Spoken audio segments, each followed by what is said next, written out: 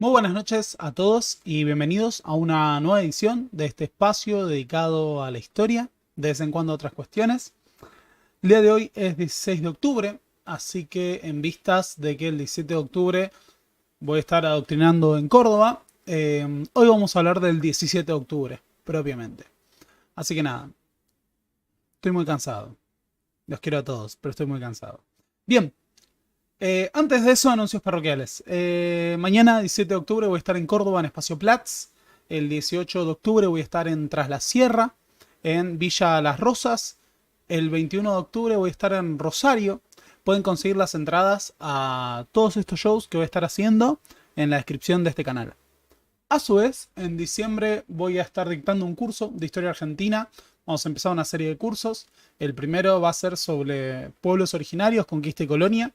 Ese es el título y va a ir desde la conformación de las sociedades originarias en el Río de la Plata hasta las reformas borbónicas. Así que, nada, están invitados a hacerlo.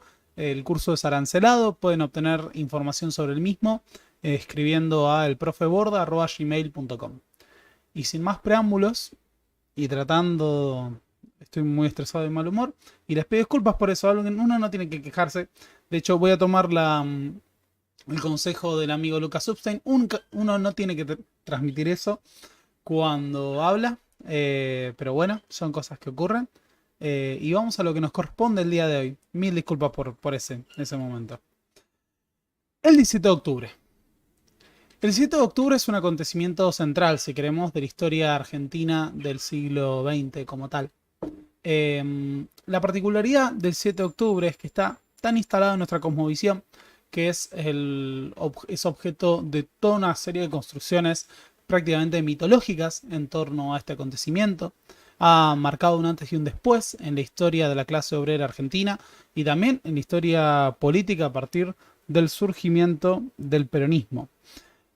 Como tal, habría que señalar que, por ejemplo, hay muchas imágenes asociadas a la vida política argentina que son el producto de la emergencia del 17 de octubre. Una de ellas es esta, ¿no? Un tranvía cargado de obreros con carteles de Perón marchando por el centro de la ciudad de Buenos Aires.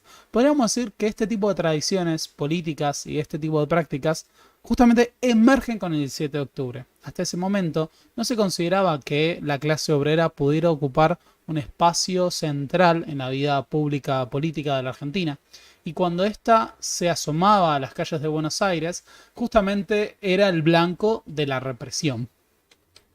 Por eso es que el día de hoy vamos a hablar del hecho fundacional de la historia del peronismo como tal y, si queremos, una de las jornadas más importantes de la historia de la clase obrera argentina. Habría que empezar señalando algo que es obvio y evidente. Juan Domingo Perón es la figura política más importante de la historia argentina del siglo XX. Con mucho es la más influyente. Un joven militar que no procedía de las clases altas en Argentina y que llega a la escena pública a partir del golpe de la Revolución de Junio de 1943. Como tal, no solo va a ocupar un lugar destacado en este régimen militar, sino que va a terminar conformando justamente el proyecto político de este gobierno. Ahora, lo interesante es que la figura de Juan Domingo Perón le da otro perfil al régimen militar y le permite conformar esta idea de una nueva política social que cambie los vínculos entre el Estado y la clase obrera argentina. Y desde esta posición va a ser catapultado a convertirse en presidente de la Argentina. Y uno naturaliza la existencia del peronismo, pero como tal, Perón cuando llegó al poder era una suerte de outsider de la política. Hay un ejercicio que hacen algunos autores, como Juan Carlos Torre, o los autores de la Revolución de Junio, una dictadura diferente, una dictadura singular era el libro, hicimos un video sobre eso, en el que se plantea que si alguien se hubiera parado en 1940 y hubiera dicho que el próximo, perdón, 1943, y hubiera dicho que el próximo presidente electo en Argentina sería un militar de rango medio llamado Juan Domingo Perón, nadie lo hubiera creído. Perón aparece prácticamente de la nada en los términos de la importancia que va a tener en la historia política argentina. Y no solo se trata de que Perón llegue a la presidencia, Perón va a ser reelecto como tal, y en esa reelección va a terminar incluso reformando, bueno, va a reformar la Constitución para ser reelecto, y va a conformar un movimiento político que lo va a trascender. Será derrocado, irá al exilio, volverá por primera vez 17 años después, para luego ser reelecto presidente, muriendo como el gran mito de la historia política nacional. Y sin embargo, no hay nada natural en la idea de que Perón estaba destinado a llegar al poder. Prácticamente que la figura de Perón llega por accidente de la historia al gobierno.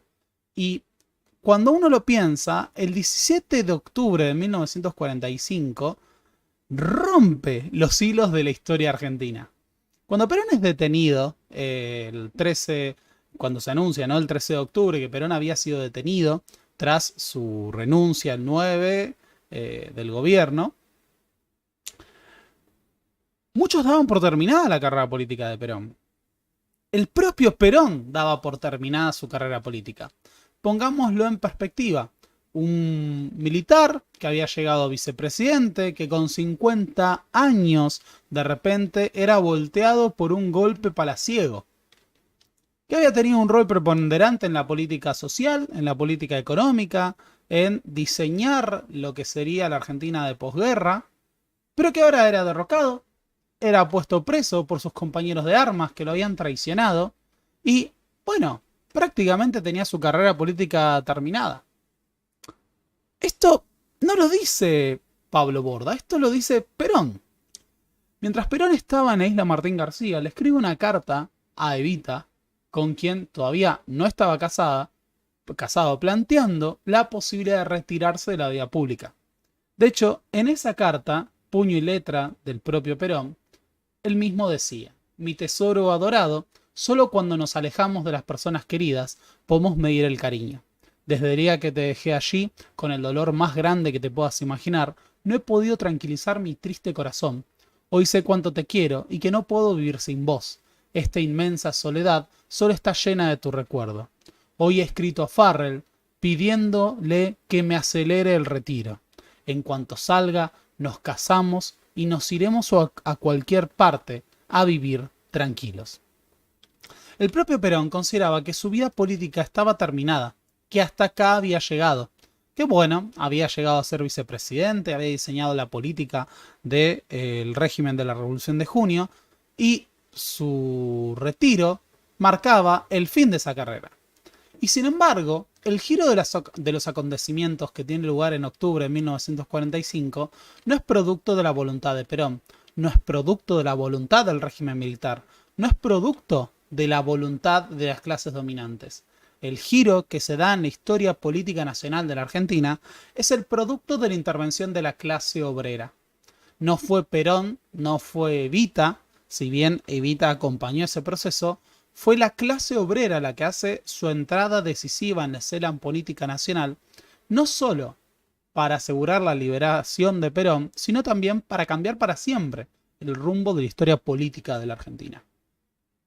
Así que lo que nos va a interesar analizar el día de hoy es cómo la clase obrera terminó interviniendo en el 17 de octubre para marcar el surgimiento del peronismo.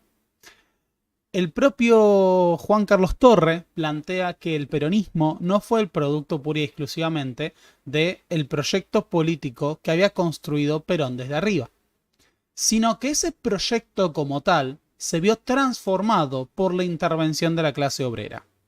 De hecho, el 17 de octubre, dice Torre, es el producto de fuerzas invisibles que venían operando desde abajo en el desarrollo histórico, social y económico de la Argentina, y de una coyuntura extraordinaria marcada por la crisis política del régimen de la Revolución de Junio. Ezequiel Adamowski va a decir que el peronismo es el producto de la colisión histórica entre ese gran movimiento de masas, popular y obrero, y el liderazgo político de Perón. Un movimiento que trascendía la figura de ambas personas, porque ni siquiera el propio Perón había prefigurado el poder que tendría la clase trabajadora argentina y la importancia que adquiriría en el esquema del proyecto político que éste terminaría por construir. Gran parte de lo que analicemos el día de hoy va a estar en el libro compilado por Juan Carlos Torre el 17 de octubre de 1945. Este libro fue escrito originalmente a los 50 años, del 17 de octubre de 1995, y como tal fue reeditado el año pasado. Así que hay una edición nueva que pueden adquirir actualmente y que es una gran lectura. De hecho, diversos autores participan. Hoy vamos a tomar esencialmente los dos aportes de los capítulos que escribe Juan Carlos Torre. El año que viene seguramente le dediquemos algo a Daniel James, que explica un poco más desde abajo cómo se vivió el 17 de octubre. Pero bueno, para poder explicar el 17 de octubre hay que ir obviamente al preludio, que es el gobierno de la Revolución de Junio. Este gobierno encabezado por militares nacionalistas que se propusieron una suerte de regeneración nacional, poniendo fin al gobierno de la década infame. En este gobierno es que asumiría a un lugar de preeminencia en la historia política el gobierno de Perón. Ahora, nosotros ya tenemos un video en este canal de la Revolución de Junio en donde desarrollamos ampliamente todo este fenómeno. No vamos a detenernos en los pormenores. Lo que nos interesa es cómo llegamos a el 17 de octubre. Hay que decir que el 17 de octubre es el producto de muchas fuerzas que estaban operando en la larga duración. Podríamos decir que la falta de legitimidad del orden político construido por la Concordancia, dirigido por Agustín Pedro Justo tras la dictadura de Uriburu en la década del 30, había llegado a un proceso de agotamiento hacia 1943. Gran parte de la dirigencia política estaba agotada, muchos de los grandes referentes de la política nacional habían muerto, y es en ese momento que se produce el derrocamiento del gobierno de Castillo. Para entonces había un proceso de transformación en la clase obrera argentina. La década del 30 había visto el proceso de centralización de las dirigencias obreras. Era un contexto particular. No solo se estaba dando la Gran Depresión a nivel mundial, sino que se daba un cambio en la fisonomía de esa clase obrera. La industrialización y el proceso de crecimiento urbano habían llevado a que ésta se asiente en las ciudades y en las barriadas populares. Una clase obrera que se caracterizaba muchas veces por ese color mestizo, se hablaba de los cabecitas negras, de los grasitas, pero que también está integrada todavía por hijos de inmigrantes. Era una gran mezcla de trabajadores calificados y no calificados, inquilinos de conventillos, habitantes de villas miserias, habitantes de barriadas y de algunos de los barrios que emergían del conurbano bonaerense.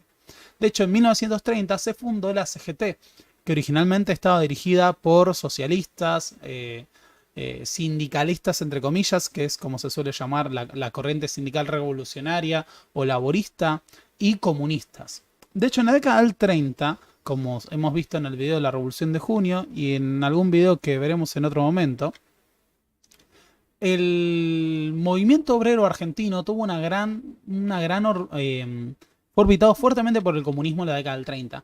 De hecho, el contexto de la persecución política, de la corrupción, de la falta de legitimidad del régimen de la década del 30 había llevado a que la opción revolucionaria y la prescindencia de la política partidaria se vuelvan muy importantes.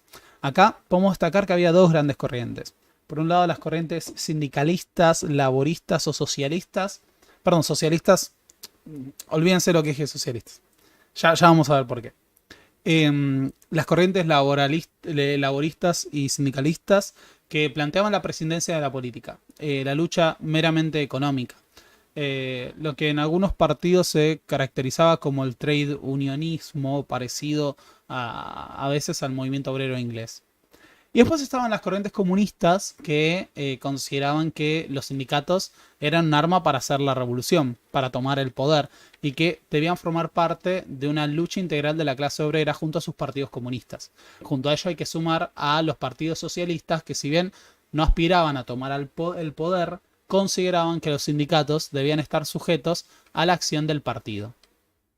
Es en este contexto de crecimiento de la movilización obrera, de extensión del aparato sindical, en que irrumpe la Revolución de Junio, un proyecto nacionalista en su momento dirigido por Pedro Pablo Ramírez y Edelmiro Farrell. Aunque dentro de la Revolución de Junio asumirían lugares centrales una serie de oficiales de rango medio estructurados en torno al GO. Entre ellos el propio Juan Domingo Perón, que en octubre conforma parte de una suerte de golpe dentro del golpe que empieza a tomar posiciones estratégicas. A Perón justamente le va a corresponder dentro de la estructura militar el rol de secretario de Trabajo y Previsión Social. Acá hay que hacer una nota importante, que es que el Departamento de Trabajo ya existía, pero tenía poderes mucho más limitados. Con Perón se crea la Secretaría de Trabajo y Previsión Social, ascendiendo ese departamento. Desde acá, Perón va a lanzar una política obrera que va a ser central para el devenir histórico. Podríamos resumir las mejoras que se dan desde la Secretaría de Trabajo y Previsión Social en tres grandes elementos. Perón, por un lado, sanciona nuevas leyes. Estas leyes van a mejorar el poder adquisitivo, van a suponer la creación de nuevos derechos para una masa enorme de trabajadores. En un segundo punto, Perón extiende el alcance de leyes que ya existían. Por ejemplo, se prepara la base de lo que van a ser los convenios colectivos, la negociación centralizada. Esto plantea, por ejemplo, que cuando un sindicato obtiene un triunfo de una demanda, de un derecho, esto se extiende a todos los trabajadores que forman parte de esa rama. Por ejemplo, algunos privilegios que habían sido otorgados a algunos sindicatos, algunas ramas se extienden a otros. Y el tercer punto es asegurar el cumplimiento efectivo de las leyes existentes. Por este periodo, hay que decirlo, no existía el fuero laboral en Argentina, no existían los tribunales de trabajo. Hoy en día, si uno de nosotros tuviera que litigar en un juicio con su patrón, por ejemplo, puede ir a los tribunales del fuero laboral, ¿no? Y hay todo del fuero laboral. Y hay todo un apartado del derecho que se dedica a legislar las relaciones entre trabajadores y empresarios. Bueno, eso no existía. Los tribunales de trabajo, con poder de policía, se crean a partir de la gestión de Perón en la Secretaría de Trabajo y Previsión Social. A su vez, el modelo sindical que empieza a imponer el peronismo es un modelo sindical mucho más centralizado. Se empieza a buscar que haya un solo, progresivamente, ¿no? Un solo sindicato por rama, ¿no? De esta manera, lo que se fomenta es la afiliación masiva, una dirigencia más centralizada y más poder por sindicato. En el medio hay que decirlo, esto supone toda una serie de negociaciones con la clase obrera argentina. Hay muchos debates sobre esto, hay mucha gente que cree que Perón baja de un platillo volador y construye el movimiento obrero desde arriba. Esta relación es mucho, otros que consideran que no, que simplemente Perón lo reconoce. En realidad, esta relación es mucho más dinámica. El peronismo, como si es el producto del alto grado de conciencia de clase que estaba alcanzando el movimiento obrero argentino y la gravitación y el poder que alcanzaban sus estructuras sindicales. Un poder que tenía que ser reconocido por el Estado. Ya desde la década del 30 y principios del 40 se venían ensayando las prácticas de la negociación entre agentes del Estado y líderes sindicales, con el objetivo de obtener mejoras de todo tipo. Perón lleva esto a otro nivel, cambiando para siempre la relación entre Estado y movimiento obrero. Entre las legislaciones más notables se encuentra justamente el Estatuto del Peón, que por primera vez aseguraba una legislación de gran alcance para todos los trabajadores del ámbito rural. Muchos hacían la caracterización de que en el ámbito rural en Argentina todavía prevalecían las relaciones de trabajo marcadas por el orden feudal. Con esto no estamos haciendo una caracterización histórica, sino planteando que los abusos que experimentaban los obreros en el mundo rural todavía eran propios de otro periodo debido a la falta de legislaciones. Ahora, así se va tejiendo una relación muy fuerte entre Perón y el movimiento obrero, que sin embargo no estaba ajena a todo tipo de rispideces. Dentro de los sindicatos había diferencias entre estas fuerzas, pero Perón se convierte en el gran hombre del régimen de la Revolución de Junio. De hecho, no solo será secretario de Trabajo y Previsión, sino que será ministro de Guerra y vicepresidente. Sin embargo, el triunfo de los aliados en la Segunda Guerra Mundial ponía en entredicho no solo al proyecto de la neutralidad de la Revolución de Junio ante la guerra, sino también a la cuestión del carácter de ese gobierno. Una dictadura militar no pareciera ser el régimen político más adecuado para la Argentina en la transición que se estaba dando al orden liberal. De hecho, la Revolución de Junio tiene una serie de traspiés, como la caída de Pedro Pablo Ramírez y con ella el ascenso de Farrell a presidente y de Perón a vice. Dentro de los cuadros militares estaba este gran debate: cómo se podía dar continuidad al proyecto de la Revolución de Junio. De hecho, había militares, esto lo desarrollamos en el video de la Revolución de Junio, pero había militares que eran simpatizantes del fascismo, unos pocos del nazismo, que buscaban un proyecto corporativista o algo por el estilo. Pero lo que empieza a surgir es la idea de una continuidad a partir de una salida democrática. Encontrar una salida política, institucional, para sostener estos ideales en una transición ordenada. El principal representante de este proyecto es el propio Juan Domingo Perón. En el mundo que seguiría al fin de la Segunda Guerra Mundial, Argentina debía poder insertarse en este marco de las repúblicas liberales, y la idea era una suerte de continuidad.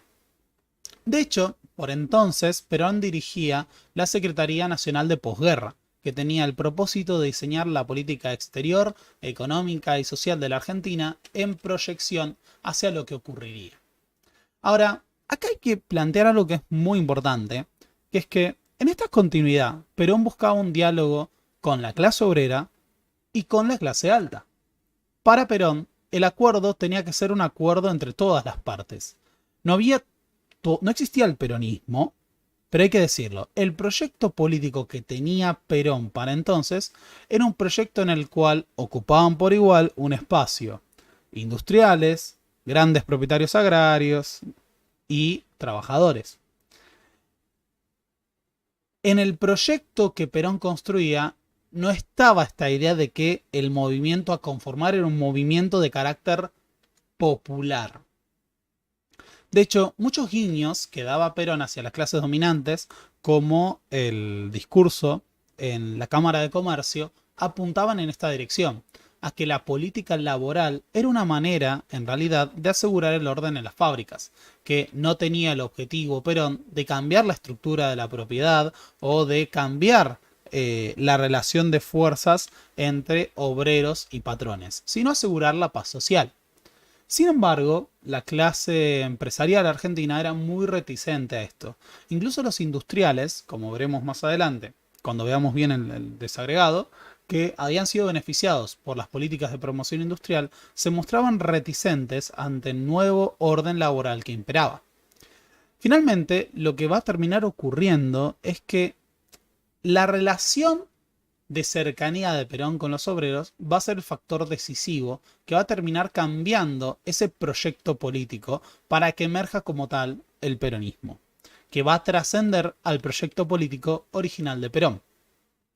Esa relación con el movimiento obrero fue el producto también del devenir de los acontecimientos.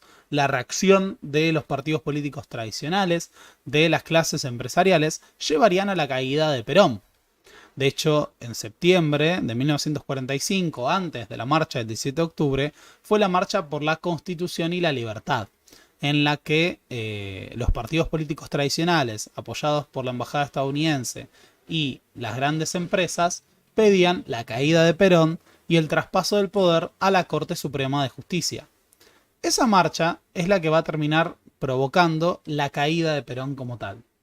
Esa caída era vista también por la clase empresarial como la caída de ese régimen laboral que habían conformado justamente los cambios, las transformaciones que había impuesto Perón. Y acá está el gran punto.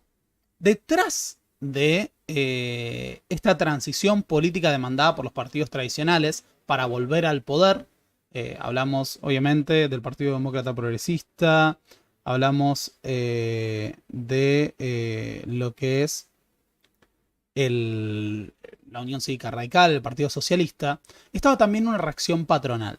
Muchos obreros, como vamos a ver, permanecían justamente escépticos ante el proyecto de la salida política democrática en estos términos porque temían que muchos de los cambios que se habían impuesto en el ámbito laboral fueran eliminados, que las legislaciones que extendían derechos desaparezcan. En este marco, justamente, es que vamos a tener la serie de declaraciones de la clase obrera argentina en favor de Perón. Perón cae el 9 de octubre cuando lo obligan a renunciar. Posteriormente va a ser detenido a las órdenes de Eduardo Ábalos, nuevo ministro de Guerra, y Edelmiro Farrell, el presidente de la Argentina, y entregado a la isla Martín García en condición de preso de la dictadura. Ahora, acá, como dijimos antes, se podría haber terminado la historia. De hecho, ya se estaba proyectando la salida política, de alguna manera, por parte de los partidos políticos tradicionales y las autoridades militares. Pero lo que cambió para siempre esto fue justamente la intervención del movimiento obrero. Pero para entender cómo intervino el movimiento obrero hay que entender también cómo funcionaba y cuál era su relación con Perón en el devenir de los acontecimientos. Hay un caso que nos podría ilustrar sobre esta diferencia, porque no toda Pueblada tenía que llevar necesariamente a la liberación de Perón y a un cambio político y de régimen en la Argentina. El 17 de octubre no solo lleva al surgimiento del peronismo, también lleva al surgimiento de un nuevo sistema político. ¿En qué sentido lo decimos? Que por ejemplo, hubo una pueblada, como dice Juan Carlos Torre, en Brasil, prácticamente paralela al 17 de octubre. Esta pueblada, como tal, no era para asegurar la liberación de Perón, sino para asegurar la llegada al poder de Getúlio Vargas. Getúlio Vargas, el líder político brasileño, que había gobernado entre 1930 y 1945 primero bajo una dictadura, después bajo un golpe interno que genera el Estado Novo, estaba llamando un proceso de apertura política en el 45, igual que estaba pasando con el régimen de la Revolución de Junio. El Estado Novo quería asegurar su continuidad. La particularidad es que el Estado Novo era aliado de de Estados Unidos, de los aliados en general, y sin embargo hacia adentro una dictadura militar. Esto se mostraba muy contradictorio y por entonces Getúlio Vargas estaba planteando una transición política entre una serie de partidos con el objetivo de asegurar una transición ordenada. Entonces se formaban partidos, se llama elecciones, Getúlio Vargas busca una suerte de sucesor, pero en ese contexto se dan una serie de movilizaciones impulsadas por las fuerzas que apoyaban a Getúlio. Esas fuerzas van a ser conocidos como los queremistas. El movimiento queremista era el movimiento que pedía que Getúlio Vargas sea presidente, ¿no? Por entonces, este no era candidato. Ese movimiento, ¿no? Que obviamente se llama queremista porque querían a Getúlio, comenzó a convocar a elecciones, comenzó a convocar a que Getúlio Vargas fuera presidente y sin embargo no lo logró. Al contrario, fue disuelto rápidamente, mientras que el 17 de octubre un movimiento popular que no era directamente dirigido por el aparato de Perón, que todavía no existía, no era directamente dirigido por Perón, tuvo la posibilidad no solo de asegurar la liberación de Perón, sino un cambio de régimen político en Argentina. En Brasil, los queremistas no lograron ese cambio, sino que se dio una transición en el Estado Novo a un proyecto democrático con otro presidente que no fue Getulio. Mientras que en Argentina, la irrupción de esas masas llevó a un cambio de régimen y a la toma del poder por parte de Perón. Esa comparación nos habla de una gran diferencia entre ambos actores. En ambas ocasiones tuvimos movilizaciones masivas de trabajadores de sectores populares para demandar ese cambio. Pero acá, no. Juan Carlos Torre dice: podría afirmarse de este modo que entre una masa obrera poco organizada, que mantiene relaciones difusas y directas con un liderazgo de tipo paternalista, el caso de Brasil, y un movimiento popular igualmente identificado con la conducción política externa a él, pero basado en los sindicatos, hay un significativo contraste. Y este es el que separa la experiencia de Getúlio Vargas en Brasil y la de Perón en Argentina. Dicho contraste tuvo una primera e inmediata consecuencia en la coyuntura de 1945. En el curso de ese año decisivo, durante el cual la fortuna política se inclinaba de un lado a otro acompañando las apuestas de los actores en conflicto, el 17 de octubre fue un punto de inflexión. Mientras que los queremistas no lograron sus objetivos, porque era una masa que respondía directamente a Getúlio Vargas, que fue movilizada desde arriba, estaba poco organizada, no tenía una gran fuerza estructural, y por el contrario, lo que ocurre el 17 de octubre, dice Juan Carlos Torre, es un movimiento que es independiente de Perón, que es autónomo con respecto a este, y que surge desde abajo. Y no solo surge desde abajo, sino que está mucho más organizado porque hay una gran tradición sindical en Argentina que le permitió alcanzar sus objetivos. Para eso tenemos que analizar a la CGT. La CGT, en 1945, no era la CGT que nosotros conocemos. Tampoco era la de 30 años la de 30 años después. La CGT surge en 1930 en el marco de la avanzada conservadora como una fuerza que buscaba nuclear a las organizaciones sindicales. Pero no teníamos el grado de afiliación sindical a gran escala que teníamos en el caso de la Argentina posterior. Sin embargo, había una afiliación mayor que antes. Entre 1930 y 1943 hubo un gran crecimiento del poder del aparato sindical. Un crecimiento que a su vez fue apoyado por Perón. Merece un video aparte explicar la génesis de la clase trabajadora peronista como tal. Algún día analizaremos el trabajo de Daniel James de resistencia e integración. Pero podríamos decir que Perón fomentó la movilización y la organización de esa clase trabajadora desde el régimen de la Revolución de Junio. Esto permitía, por un lado, darle más poder de clase a la clase trabajadora como tal, pero al mismo tiempo encuadrar su accionar en sus líderes sindicales. Los líderes sindicales cumplían una doble función.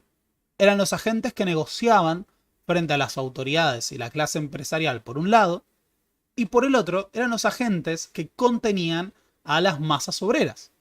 De esta manera se evitaban los desbordes y se evitaban las grandes crisis. Esto no es necesariamente un juicio de valor. La fuerza y la organización quita a su vez desborde y espontaneidad, pero también da cohesión para negociar. Desde el Estado era preferente en el proyecto político que se estaba construyendo que se fomentara un sindicalismo de modelo más centralizado para que haya una voz y una interlocución directa con ese Estado. Ahora, la crisis del gobierno de la Revolución de Junio es leída rápidamente por Perón en la medida en la que éste necesita una salida política. Para esto Perón ya había construido el vínculo con los sindicatos y estaba en proceso de construir el vínculo con los empresarios. Para Perón, una doctrina militar que planteaba la disciplina, la cohesión, marcaba que se necesitaba de ambos factores para gobernar, en una igualdad de proporciones, sin proponer cambios revolucionarios. Ahora, las reformas que proponía Perón generaban escepticismo dentro de las dirigencias sindicales. Era un gran tema la cuestión de que estos cambios provenían de un gobierno militar. Y dentro de los sindicatos había distintos elementos, como dijimos, socialistas, sindicalistas barra laboristas y comunistas. Entre todos estos grupos podemos señalar que justamente las ramas sindical que mantenían la presidencia partidaria, muchos dirigentes socialistas, fueron mucho más afines a establecer vínculos con el gobierno de la Revolución de Junio. Mientras que los dirigentes comunistas veían en este gobierno a un gobierno fascista y como tal marcaron su confrontación directa. Este era un gran tema. No sé si ya leímos este fragmento de Daniel James. Ahora me surge la duda. Pero tal vez no estaría de más. Hay un fragmento de James en Resistencia e Integración en el que se plantea un diálogo que tiene lugar entre Perón y los trabajadores en este contexto. Esto lo decía Mariano Tedesco, fundador de la Asociación Obrera Textil. Él va y habla, ¿no?, con Perón y le dice: Perón, hablen tranquilos, ¿cuál es el problema? Habla vos, Tedesco. El coronel lo va a entender mejor, ¿no? Bueno, ¿usted es Tedesco? Hijo de italianos, ¿no? Sí, coronel. Ya me parecía. ¿Qué pasa, Tedesco? Muy sencillo, coronel. Mucho laburo y poca guita. Eso está claro. ¿Dónde? Trabajamos de noche. Nos pagan 3 pesos con 30 cada noche. ¡Qué barbaridad! Enseguida lo arreglaremos. Haré llamar a los dueños de la fábrica para que se haga un convenio de parte con ustedes. ¿Cuánto quieren ganar? Nos tiramos a 3 pesos con 33 centavos, pero lo justo sería 3,50 por noche. Todo va a andar bien. No puede ser que todavía se explote así a los trabajadores. Gracias, coronel. Ese vínculo, la idea de que los obreros podían tener un interlocutor directo en el Estado para poder negociar sus acuerdos con los empresarios y que esa voz sea oída, representaba un cambio radical en las relaciones entre obreros, patrones y el Estado. El Estado con poder de policía para regular, como dice Perón en ese discurso de la creación de la Secretaría de Trabajo y Previsión Social, el universo de relaciones que engendra el trabajo. Ahora, previendo el desarrollo de los acontecimientos y con un sindicalismo que realiza un apoyo pragmático a Perón, podríamos decir incluso oportunista, pero que no se encuadra con Perón, es necesario contar con otras fuerzas. Llamar a un acuerdo con la clase empresarial, con los partidos tradicionales. Sin embargo, hacia 1945, la clase empresarial en Argentina, los patrones, se suman progresivamente a las filas de la oposición. Desde el punto de vista de los patrones, las reformas implementadas por Perón representan un ataque al orden social. Y lo que se percibe es una crisis del régimen militar es una oportunidad para volver hacia atrás los cambios que se han implementado desde la Secretaría de Trabajo y Previsión Social. Es por eso que, pese a que Perón convoca al empresariado a apoyarlo en este proyecto de una salida orgánica política del régimen militar a la dictadura de la burguesía, del régimen militar a la democracia republicana con el mismo proyecto, es rechazada progresivamente a lo largo de 1945 por la clase patronal. Por ejemplo, la sociedad rural argentina de entrada había sido opositora a los cambios que había implementado el gobierno. Pero en 1945 pasa una ofensiva directa. Un vocero de la sociedad rural va a decir en junio, si no me equivoco, de 1945.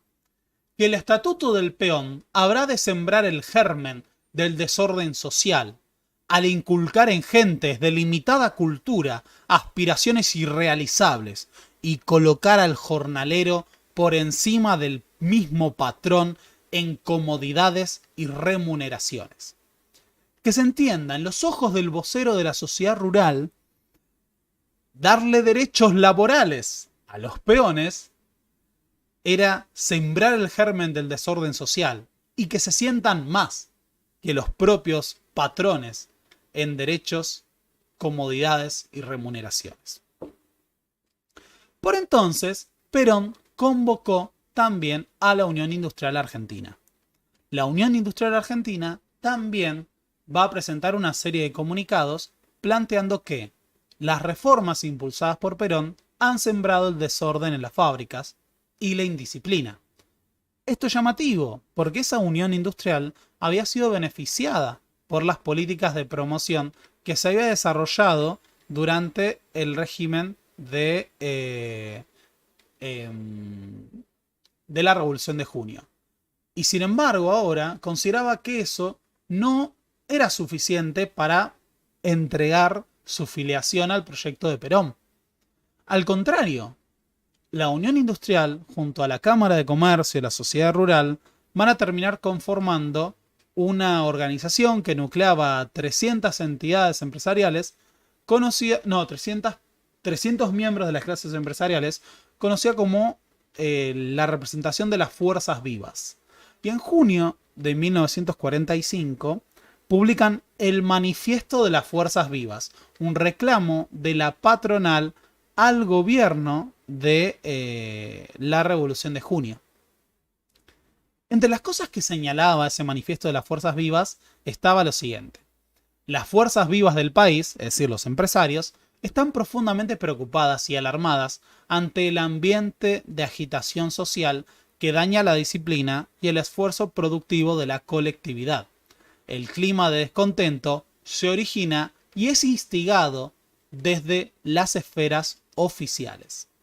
Desde este punto de vista, la patronal lo que planteaba era que la agitación obrera, el descontento, eran alimentados por el propio gobierno y se nucleaban justamente con la oposición. Por entonces, lo que sería la Unión Democrática ya se estaba gestando y ahora contaba con el apoyo explícito de la clase empresarial. El punto acá es que los sindicatos, que hasta ese momento mantenían un abordaje pragmático de su relación con el peronismo, empiezan a verse en este problema. Si bien no podían presentar un apoyo directo a Perón, que las propias entidades patronales se declararan en contra del mismo, les indicaba cómo se estaba organizando el antagonismo de clase. Lo que empieza a ocurrir es que los sindicatos empiezan a leer que si los patrones están contra Perón, ellos deben apoyar a Perón. Pero no pueden apoyar a Perón directamente porque, hagamos el chiste, Perón es militar. Y como Perón es militar, eso es un gran inconveniente. Que desde los sindicatos se apoya la figura de un militar, primero rompe la idea de independencia de clase, pero además incluso rompe con la propia tradición ideológica. Al mismo tiempo, los derechos, las conquistas y las reformas impulsadas por Perón habían sido muy populares. Para resolver esto desde un abordaje pragmático, en julio se decide convocar a una movilización no a favor de Perón, sino a favor de la Secretaría de Trabajo y Previsión Social. En esa movilización hay diversos oradores que provienen de la dirigencia sindical. Entre ellos, Ángel Borlengui, que expresa esta cuestión de esta manera. Se nos reprocha que gestionamos mejoras ante un gobierno de facto. El movimiento sindical tiene el deber de obtener todas las mejoras que pueda en beneficio de los trabajadores sin tener en cuenta el régimen de gobierno ni los hombres que lo desempeñan. ¿Cuándo comenzaron los ataques al gobierno actual? Fue después de la creación de la Secretaría de Trabajo, cuando las fuerzas vivas vieron que esta nueva repartición escuchaba el reclamo justificado de los trabajadores. Es en ese momento que aparecieron constitucionalistas discutiéndole el derecho a legislar. Desde este punto de vista, la tradición política, ¿no? La transición que querían los partidos tradicionales y las patronales era para ellos una reacción de clase. Y no estaba del todo claro si debían apoyarlo o no. Pero los debates se seguían desarrollando. De nuevo, dirigentes sindicales, comunistas, eran marcadamente opositores, si bien habían quedado conformados en una minoría producto de la persecución y la pérdida de recursos frente a aquellos que tenían vínculos con el gobierno. Así surge también el debate de la cuestión de partidos, ¿no? Aquellos que eran laboristas o sindicalistas revolucionarios tenían presidencia partidaria, entonces no les interesaba la cuestión política partidaria y esa posible transición. Dentro de la órbita militar, esta crisis es cada vez más pronunciada y surgen los debates y las internas. Hay que entender que la transición buscaba ser ordenada, pero en la medida en que los partidos políticos tradicionales y las clases patronales se opusieran, no podría darse de esta manera. Así que la crisis empieza a sacudir al régimen. Este vuelco de la unión industrial y de la patronal como la sociedad rural al bando de la oposición es secundado obviamente por los partidos tradicionales, que a lo largo de agosto de 1945 arremeten todo lo que pueden contra el gobierno. Sienten que el gobierno es débil y buscan conciliar puntos para poder asegurar su caída. Acá aparece una consigna que es la de pasar el poder a la Corte Suprema de Justicia. A su vez, la Corte Suprema de Justicia estaba dominada por los conservadores y daría para atrás con todas las reformas sociales y laborales planteadas por la Secretaría de Trabajo y Previsión Social.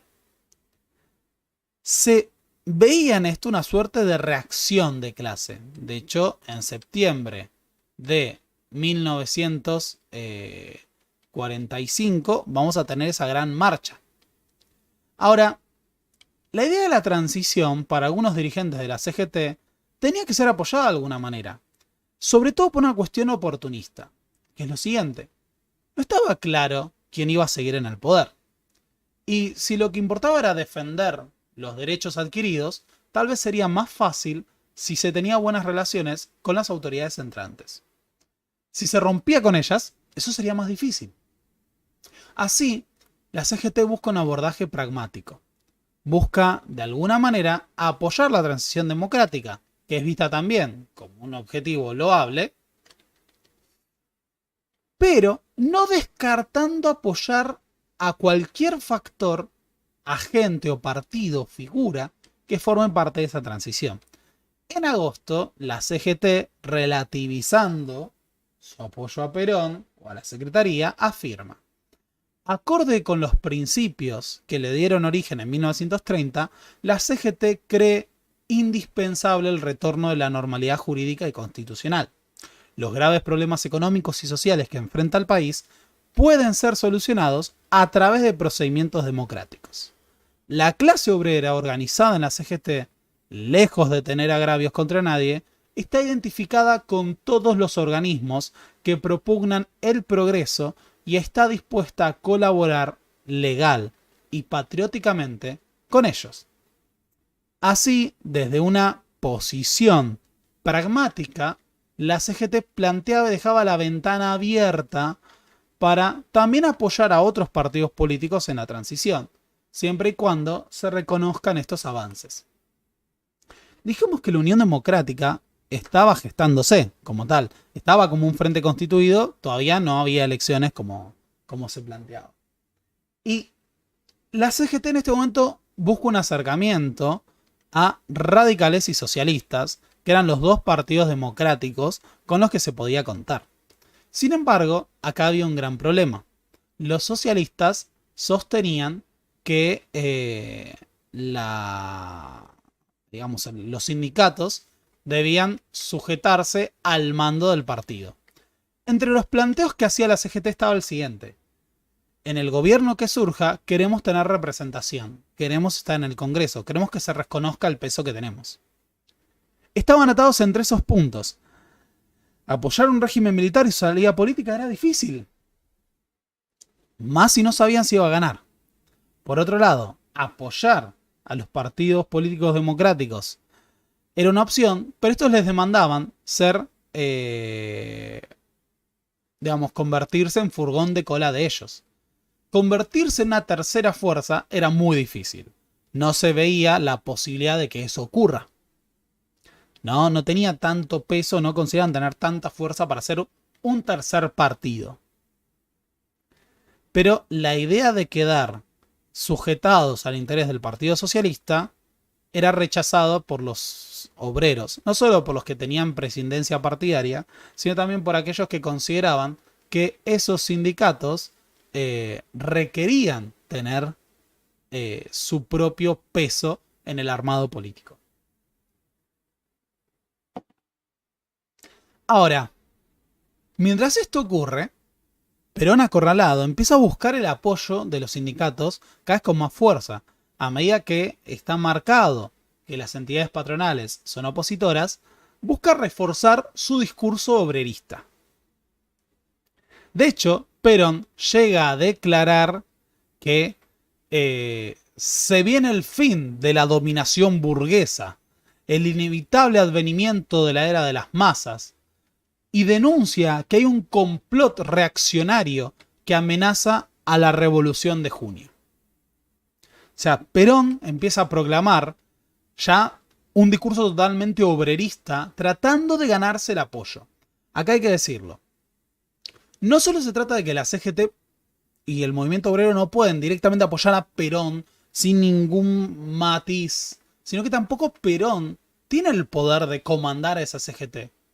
No es su líder. Eso no existe. No hay que proyectar todavía cosas que no han ocurrido, pero que pueden ocurrir después. Al mismo tiempo, en agosto, se empiezan a vislumbrar divisiones dentro de la CGT.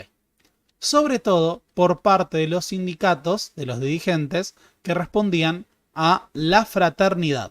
La fraternidad, histórica organización obrera de ferroviarios, estaba dirigida por socialistas. Y los socialistas, siguiendo el encuadramiento del Partido Socialista Argentino, planteaban romper con Perón y apoyar la transición de la mano de los partidos tradicionales. En este marco, la CGT termina declarando en septiembre de 1945: las organizaciones sindicales son coaliciones de carácter económico, fundadas sobre una naturaleza de clase, frente a las cuales todos los gobiernos son lo mismo, representantes más o menos genuinos de las clases capitalistas. ¿Qué ocurre con esto? Que ese punto lo que planteaba es: no podemos alinearnos con este gobierno, como no podemos alinearnos con cualquiera. Así, la CGT busca su independencia de clase tradicional, que estaba basada en la presidencia partidaria, una postura que venían manteniendo. Pero en septiembre se da la Marcha por la Constitución y la Libertad, que es una gran demostración de fuerza de los partidos tradicionales, las clases medias, los estudiantes universitarios y las entidades patronales. Esta movilización termina de alimentar la crisis del régimen político de la Revolución de Junio. El 9 de octubre de 1945, tras un pronunciamiento del comandante de Campo de Mayo, que era el general Eduardo Ábalos, que de hecho había sido compañero del GOU de Perón, se pide la renuncia de Perón. El 9 de junio Perón renuncia tras este pronunciamiento en Campo de Mayo. ¿Qué ocurre con esto? Se da una reunión entre Perón y los dirigentes sindicales. En esa reunión entre los dirigentes y Perón, se le plantea a Perón la posibilidad de dar un discurso justamente ante el conjunto de los sindicatos. Dado que Perón todavía mantenía vínculos fluidos con la dirigencia militar, esto no es reprimido. Se forma una movilización convocada por la CGT y Perón da un discurso que a su vez es transmitido en cadena nacional por la radio. En ese discurso, Perón se despide el 10 de octubre de la Secretaría de Trabajo y Previsión Social, pero llama a su vez a los obreros a defender las conquistas adquiridas. Eso va a tener mucho peso. ¿Qué ocurre acá? Si bien la CGT todavía no era el aparato que nosotros conocemos, tenía una importancia a nivel nacional. Y esa estructura permite que esta serie de consignas, la idea de la defensa de Perón, se extiendan a todo el país. Así, a través de la estructura de la CGT, los obreros de toda Argentina empiezan a estar al tanto en su día a día del desarrollo de los acontecimientos y de la necesidad de defender a la Secretaría de Trabajo y Previsión Social. Y acá empiezan las negociaciones y los debates. Porque empieza a haber descontento, sobre todo entre masas obreras que, por su propia cuenta, empiezan a cuestionarse cuánto pueden sostenerse las conquistas construidas por Perón si este ya no está. Los dirigentes intentan contener a esas masas. Ahora, la oposición con la caída de Perón se siente envalentonada y se propone la liquidación del régimen de la Revolución de Junio. Exigen el inmediato traspaso del poder a la Corte Suprema de Justicia. Pero los militares no pueden aceptar esto. Esa salida resultaría humillante y caótica a su forma de ver. Sería como considerar que han sido derrotados. Lo envalentonada que está la oposición política partidaria y patronal impide que se dé un diálogo fluido entre los militares. Se sienten tan seguros de su victoria que no son capaces de conciliar ninguna posición. En ese marco, hay un diálogo de sordos que impide la acción y el encolumnamiento. Se le pide a Ábalos que rompa con Farrell, pero este no quiere hacerlo. Quiere mantener y se niega rotundamente a esa ruptura. Sin embargo, avanza en algo. Ante las demandas de la oposición, se conoce el 13 de octubre que Perón ha sido detenido y enviado a la isla Martín García. Esto era una demanda de los sectores opositores que consideraban que de esta manera podían sacárselo de encima definitivamente y exigían medidas que demuestren que el gobierno y los militares estaban dispuestos a romper con ese legado construido por Perón. De hecho, el propio Ábalos anuncia que habrá una transformación del gabinete, ¿no? Que será reestructurada la organización política del gobierno en la Revolución de Junio. Con Perón detenido, la movilización y el descontento entre los obreros pasa a ser mayor y empieza a trascender a la estructura de la CGT. El fin de semana del 13 de octubre es un fin de semana de caos. Muchas organizaciones sindicales de base empiezan a mostrar su descontento y a reclamar por la libertad de Perón. Y acá está el punto. Juan Carlos Torres sostiene que hay un histórico, no quiero decir falseamiento, pero una simplificación de cómo ocurrió el 17 de octubre. La espontaneidad del 17 de octubre muchas veces ha llevado a que se considere que no hubo organización. Esto es algo que tendemos a hacer todos, hay que decirlo. Acá hago un propio mea culpa. Pero lo cierto es que ese mito de la espontaneidad absoluta impide ver que hubo una relación directa también con el poder que tuvieron los dirigentes sindicales. No solo la CGT, sino los liderazgos intermedios.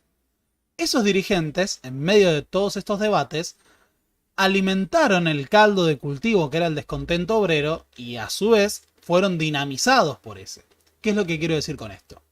No bajó directamente de los dirigentes, pero la existencia de esa estructura a nivel nacional y de dirigencias le dio un marco a ese reclamo para que sea nacional de toda la clase obrera.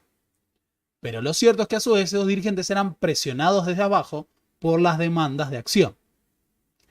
En ese marco de debates, de acciones espontáneas y de descontento de la clase obrera, se conforma finalmente un plenario de la CGT. Para entonces, dirigentes como Cipriano Reyes ya estaban tomando acciones por su propia cuenta desde Berisso para poder reclamar por la liberación de Perón. Así, finalmente, tendremos una reunión en el Comité Central de la CGT por parte de los principales dirigentes de la Central Obrera. Una nueva fuente que ha sido trabajada, ya no es nueva como tal, pero una fuente que fue trabajada por Juan Carlos Torre y que antes no teníamos acceso, es que tenemos las actas del debate que se dio el 16 de octubre en el edificio de la CGT entre los dirigentes sindicales. En ese debate se vieron los puntos contrapuestos de todos estos sectores, así como el planteo de que las masas les estaban exigiendo la huelga general y actuar. Por ejemplo, un dirigente rosarino planteó: si este cuerpo no resuelve la huelga general, les puedo asegurar que se producirá lo mismo por el estado emotivo de los trabajadores. Les aseguro, sin ánimo de presionarles, que si aquí no se vota la huelga, en Rosario se irá al paro lo mismo. Otro dirigente de la UTA, de la Unión del Transporte, decía: ninguno de ustedes ignora que el momento es sumamente grave, pues corremos el riesgo de perder el control del movimiento obrero que tanto trabajo nos ha costado organizar. Las masas obreras, ¿para qué vamos a negarlo?, nos están arrollando de forma desordenada. No se podía no actuar ante las exigencias de las masas obreras. Había que hacer algo. Y sin embargo, había puntos muy contrapuestos que no favorecían llamar a la huelga y al contrario proponían negociar. De hecho, el propio secretario de la CGT, Silveiro, ¿cómo se llama este muchacho? El nombre es Silveiro. Silveiro.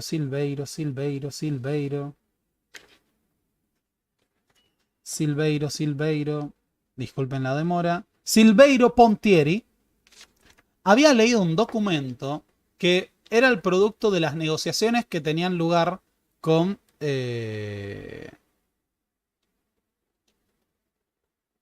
las autoridades militares.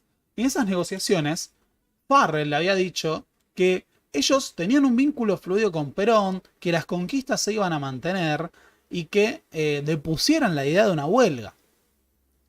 Por eso también estaba el debate, porque los militares aseguraban que no, que se les iban a reconocer los derechos, pero en paralelo, hay que decirlo, las patronales estaban en contra y estaban justamente del lado que planteaba la transición.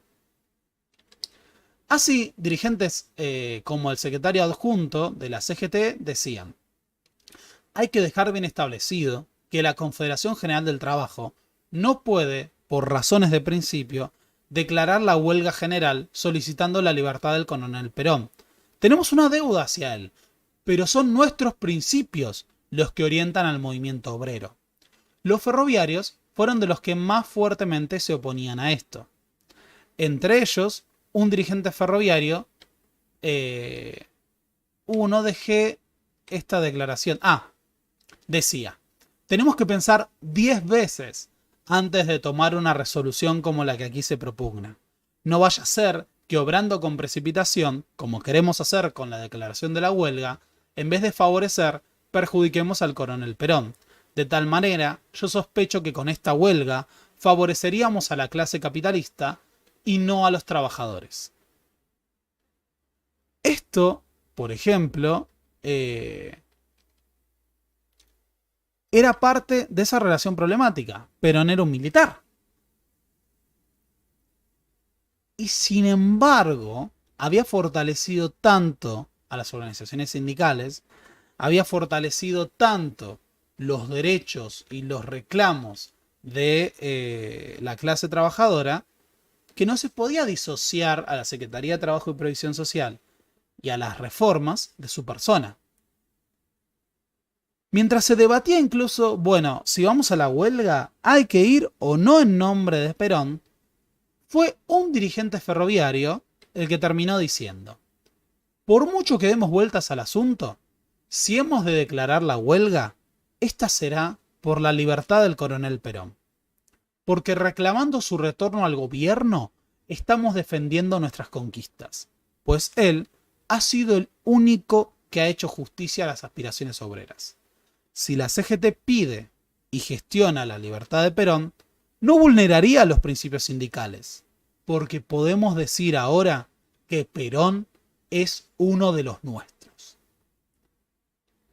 Torre plantea que en esta definición del dirigente ferroviario Ramón Tejada está la base de esta cuestión.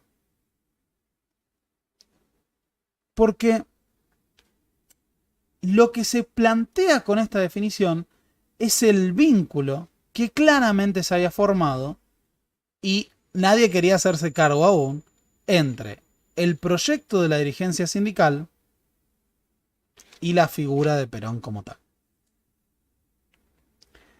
Al llamar a la fidelidad de los principios sindicales, Álvarez razonaba como si el centro de gravedad de la acción... No, Ramón Tejada no. Otro.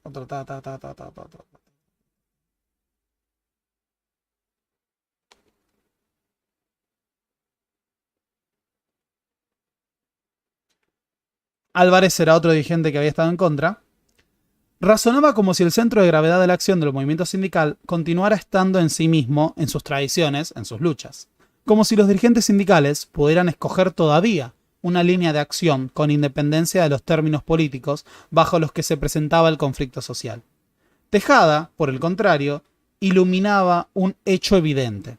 El crecimiento de la influencia económica y política del sindicalismo había sido paralelo a la gestión de Perón en la Secretaría de Trabajo y Previsión. Y la continuidad de dicha influencia era inseparable, ahora se sabía, de la permanencia de ésta en el poder. Frente a esta evidencia que las actuales amenazas sobre las posiciones adquiridas confirmaban, el arduo debate del Comité Central Confederal cobró una dimensión patética. Mientras los protagonistas del drama histórico de octubre ya habían hecho sus jugadas y se presentaban ante la CGT declamándole una definición, el sector del movimiento sindical representado en ella se demoraba, buscando dificultosamente una fórmula que zanjara sus diferencias internas. Finalmente la CGT resolvió llamar a una huelga para el 18 de octubre. Pero fíjense que el programa de la huelga era el siguiente. 1. Contra la entrega del gobierno a la Corte Suprema y contra todo gabinete de la oligarquía. 2. Formación de un gobierno que sea garantía de democracia y libertad para el país y que consulte la opinión de las organizaciones sindicales. 3. Levantamiento del estado de sitio.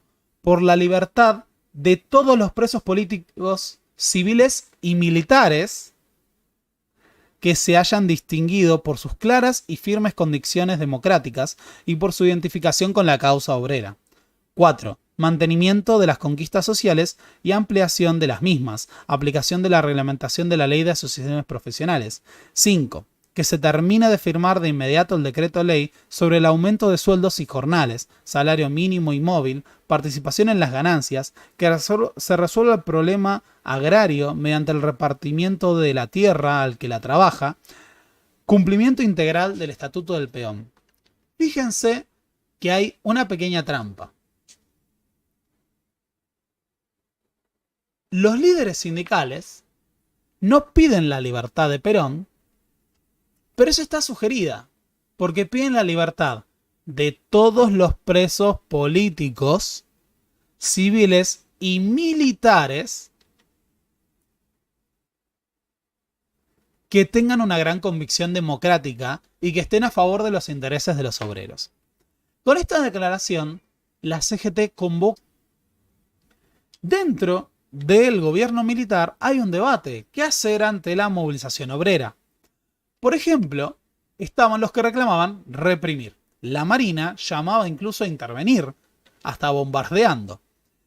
De hecho, Ábalos consideraba que esa movilización no era una amenaza y no quería reprimir. Pero en Campo de Mayo, donde estaba su base de apoyo, que era la guarnición que él había comandado, ya se habían acuartelado las fuerzas militares dispuestas a reprimir violentamente la movilización. El problema es que la indefinición del gobierno permitió que se acumulara esta masa de obreros, cada vez mayor, hasta que fue demasiado importante para poder disolver la movilización sin una masacre. Cientos de miles de personas se agolpaban en las calles. Junto a ellos también los dirigentes sindicales, incluidos los de la CGT. En ese contexto, Perón, que ya estaba en el hospital militar, termina por negociar con las autoridades del régimen. En esa negociación intervienen también los sindicatos y Domingo Mercante, su segundo al mando, que va a ser el intermediario entre Farrell, Ábalos y Perón. Pero quienes habían torcido ese rumbo habían sido justamente los obreros que se habían movilizado. En otro momento, en otro video, analizaremos qué hacían estos obreros, ¿no? Cómo se comportaban y el impacto que generaron entre la población.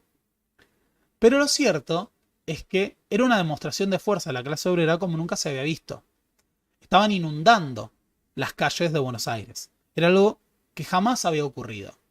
Se consideraba que el pueblo estaba representado por las movilizaciones de las clases medias en septiembre, que la Marcha de la Constitución y la Libertad era una movilización genuina del pueblo argentino. Pero ahora había mucho más gente y se veía de otra forma.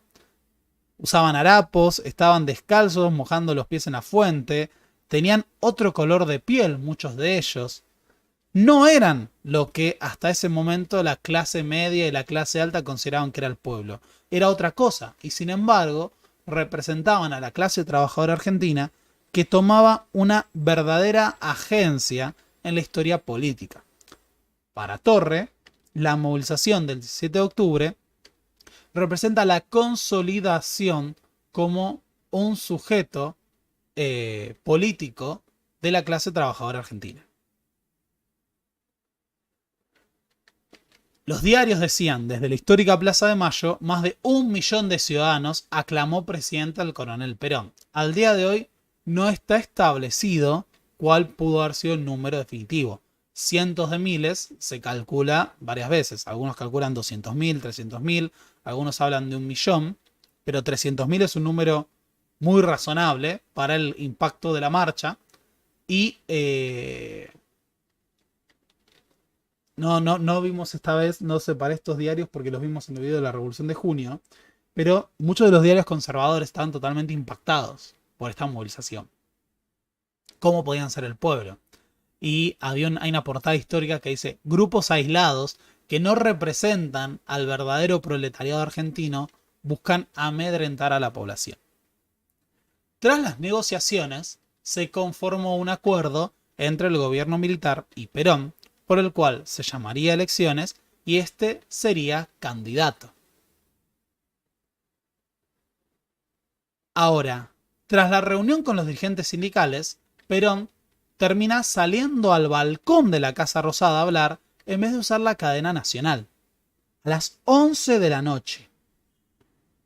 Cuando Perón sale, no lo hace porque había sido una decisión de él hablar en el balcón, sino que había sido un pedido de los dirigentes sindicales. Y muchos de ellos salen junto a él. Estos dirigentes tenían razones genuinas para sentir que ese día, la liberación de Perón era una victoria de ellos, que había sido la dirigencia sindical la que había logrado ese triunfo. Habían participado de la organización, habían estado días debatiendo y había sido una demostración de fuerza de la masa obrera. Sin embargo, eran parte de una colisión histórica entre otros sectores. Las propias masas los habían desbordado y el propio Perón tenía suficiente agencia y liderazgo político para definir el curso de los acontecimientos en el futuro que estaba por venir. Sin embargo, ese día nació el peronismo, que no nace como el accionar desde arriba de la figura de Perón y ya, sino que es el producto de la colisión entre ese liderazgo político y la irrupción de las masas. Fue la irrupción de las masas la que convirtió al peronismo en lo que es. Y de esa manera también le dio otro contenido. El peronismo no sería ese primer esquema concedido por Perón de orden entre clases empresariales y obreros, sino que tendría un gran contenido popular que en el propio discurso sería asimilado a una revolución basada en la justicia social. Y eso fue el producto, justamente, del poder que había demostrado esa clase trabajadora argentina, que de ahora en adelante ocuparía un lugar central en la escena política nacional. Bien, espero que les haya gustado este video. Yo lo hice estando muy pasado, han sido días de mucho trabajo y demás, y se viene mucho trabajo más. Pero sin embargo fui muy feliz al hacerlo. Gracias por estar del otro lado. Perdón por hablar y quejarme de mi cansancio. El país vive días convulsionados. Y les quiero agradecer por estar del otro lado, como siempre. Sobre todo si llegaron hasta acá. Si les gustó el video y les gusta lo que hago, les voy a pedir, por favor, que cuando termine pasen a dejar un comentario en el video ya subido. Eso ayuda al algoritmo y le permite visibilidad. También pueden dejar un like. Pueden hacer aportes haciendo transferencias a el alias el profe Borda, ya sea que esté en Argentina o esté en el exterior a través de PayPal. Pueden hacer suscripciones o hacerse miembros del canal. Y bueno, aquellos que están en Córdoba pueden venir a verme mañana, que vamos a hablar de historia de Estados Unidos antes de las elecciones. O el 18 de octubre en Tras la Sierra vamos a hacer Es Más Complejo, la versión original.